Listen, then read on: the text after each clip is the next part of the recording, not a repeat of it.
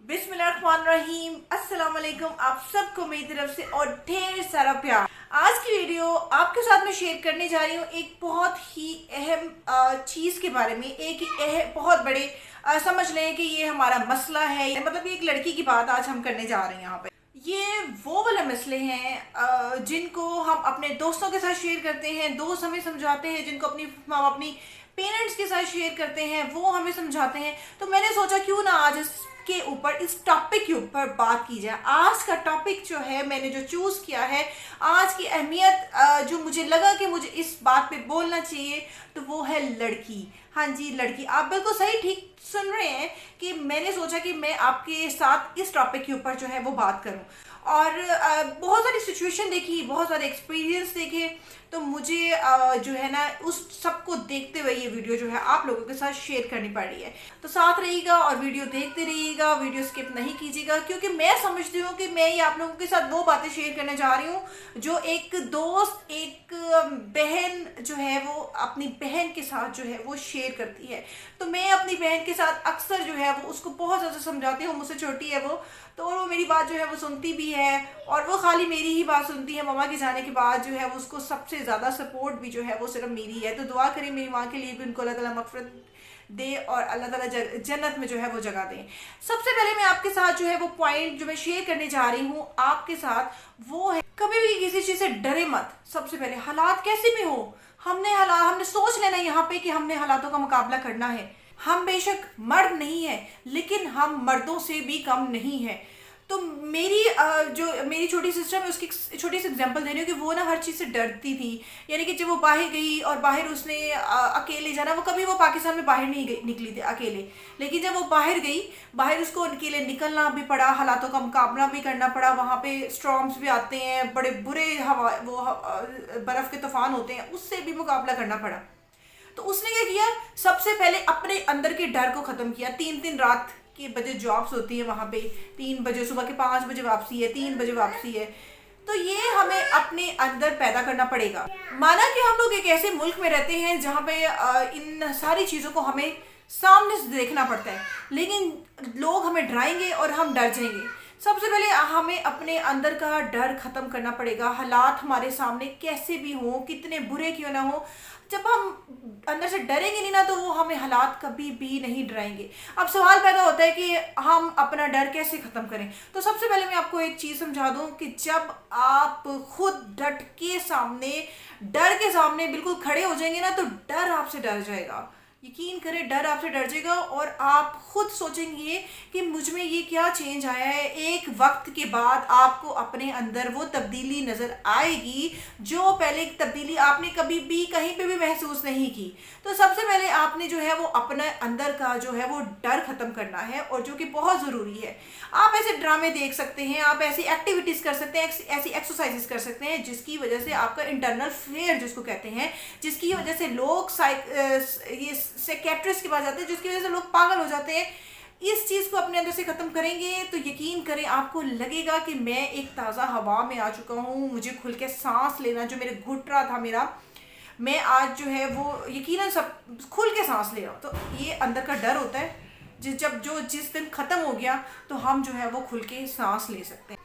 दूसरी चीज़, कभी भी अपनी खुशियाँ दूसरों के लिए नज़रअंदाज मत करें। देखें, आप मेरी बहन हो, मैं अपनी बहन को भी यही समझाती हूँ। आजकल का ज़माना नहीं रहा कि हम अपनी खुशियाँ किसी के लिए कुर्बान कर सकें। हाँ, जहाँ पे आपको देखें अच्छा रिलेशन है, अच्छे ताल्लुकात हैं, इसमें कोई भी मिलावट नहीं है और ये बिल्कुल फेक नहीं है, वहाँ पे हम लोग एहसास कर सकते हैं उनका।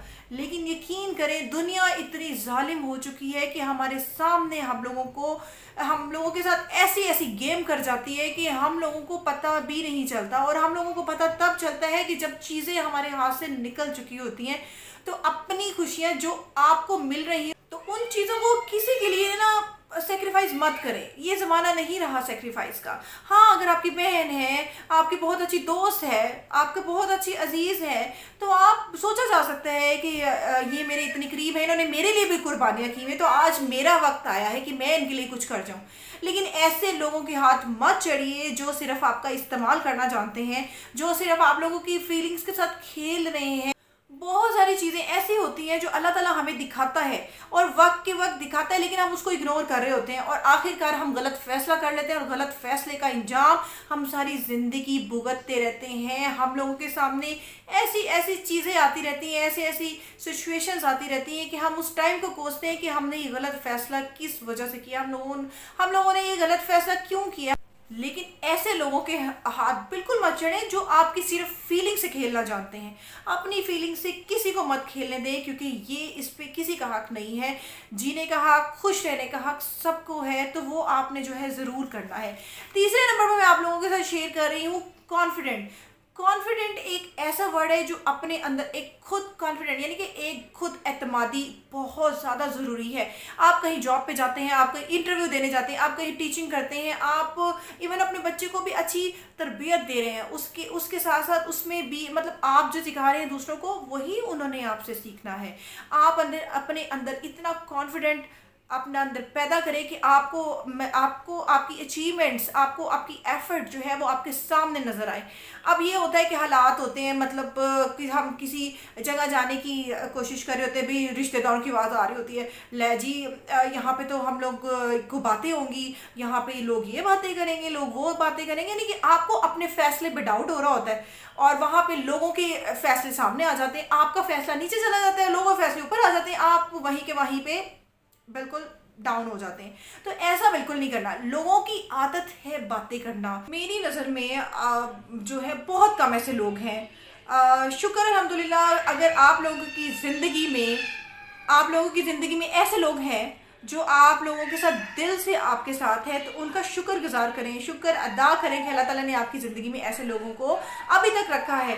लेकिन यकीन जानिए, हम बाहर सोसाइटी में जब हम जाते हैं, हम किसी ऑर्गेनाइजेशन में, हम किसी कंपनी में साथ काम करते हैं, हमें लग रहा होता है कि ये लोग हमारे साथ काम कर रहे हैं, ये लोग हमारे अपने हैं। बेशक हमारे अपने होते हैं क्योंकि हम जाहिर सी बात है उनके साथ टाइम गुजार रहे हैं, हमारी एक फैमिली बन चुकी होती है। लेकिन कभी भी उन लोगों को अपनी फीलिंग हर्ट करने का मौका आपने बिल्कुल नहीं देना। जिस बात पे आपने कह दिया कि ये बात मैंने कह दी है, ये बात बिल्कुल ठीक है, तो उस बात में आपने डटे रहना है, अड़े रहना है कि ये बात मेरी है। लोग क्या कहते हैं मुझे कोई फर्क नहीं पड़ता, मोहल्लेदार क्या कहते हैं मुझे कोई फर्क नहीं पड़ता, मेरे काम करने वाले साथ क्या कहते हैं मुझे कोई फर्क नहीं पड़ता। जो फैसला मेरे पेरेंट्स ने, मेरी फैमिली ने लिया है वो बिल्कुल ठीक है और मैं इसके ऊपर डटे रहूँ। मोहल्ले वालों का काम है, रिश्तेदारों का काम है बातें करना, और आपने अपने फैसले पे कॉन्फिडेंट से जो है वो डटे रहना है, तभी आप जो है वो अपनी मंजिल को पा सकते हैं। चौथी बात मैंने आपसे ये करनी थी कि एक लड़की को बिला वजह अपोलोजाइज नहीं करना चाहिए, बिल्कुल भी नहीं करना चाहिए। मतलब अपनी गलती भी नहीं है तो फिर भी आप दूसरों से माफ़ी मांग रहे, क्यों? आप दूसरों को इतनी इंपॉर्टेंस क्यों दे रहे हो?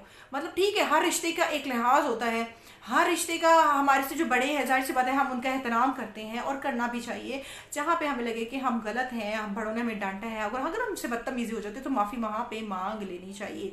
लेकिन मैं आपसे बात कर रही हूँ बिला वजह माफ़ी मांगने की, कि अगर वहाँ पे हम आपकी कोई गलती नहीं है और फिर भी तो कह रहे हैं कि भाई तुम्हें माफ़ी मांगनी चाहिए, तुम्हें माफ़ी मांगनी चाहिए।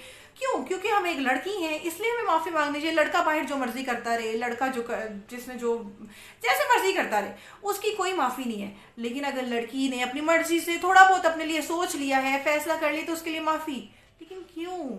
लड़की की भी डिसीजंस को इम्पोर्टेंस मिलनी चाहिए, क्योंकि लड़की के भी फैसले जो हैं वो इतने बेहतराम नहीं होते, उनको एहतराम देना चाहिए। अपने आप को जो वक्त देता है वही जो है वो, देखें छोटी सी एग्जांपल दूंगी आपको कि जब मैं कुछ नहीं ना करती थी, मतलब मैं सो शौक था कि मैं ये करूँ, मैं वो करूँ, और जब कुछ नहीं करती थी तो मुझे लगता था कि मैं कितनी खाली हूँ, कि मैं सिर्फ ये तो नहीं ना कि घरदारी संभालने के लिए मैं पैदा हुई हूँ और सब बच्चे संभाल लिए, घरदारी संभाल ली, नहीं, मैंने कुछ करना है, मैंने कुछ करके दिखाना है। और साथ में मम्मा का ख्वाब था कि मैं कुछ करूँ। जाहिर सी बात है शादी हो गई, शादी के बाद मैंने जॉब कंटिन्यू की, लेकिन बच्चों की वजह से मैं नहीं कर पाई, तो फिर मैंने जो है वो अपना चैनल स्टार्ट किया। तो अगर आप ऐसी छोटी छोटी एक्टिविटी घर में अपने साथ करेंगे तो आप इतना मसरूफ़ हो जाएंगे, यकीन करें आपके अंदर ये कॉन्फिडेंट जो है वो खुद से बिल्डअप होना शुरू हो जाएगा। कोई आपको नीचे नहीं गिरा सकता, कोई आपको नज़रअंदाज नहीं कर सकता। तो अपने आप को मनवाइए और अपने आप को हर तरह के हालात से बचाइए। आज की वीडियो आप लोगों के साथ सिर्फ इतनी सी थी। उम्मीद करती हूँ वीडियो आपको पसंद आई होगी, और लाइक करना चाहें तो लाइक कर दें, सब्सक्राइब करना चाहें तो सब्सक्राइब कर दें। इंशाल्लाह आप लोगों के साथ अगली वीडियो में मुलाकात होगी। तब तक के लिए अपना बहुत ख्याल रखिएगा, and be confident and B strong. अपना ख्याल रखिएगा। अल्लाह हाफ़िज़।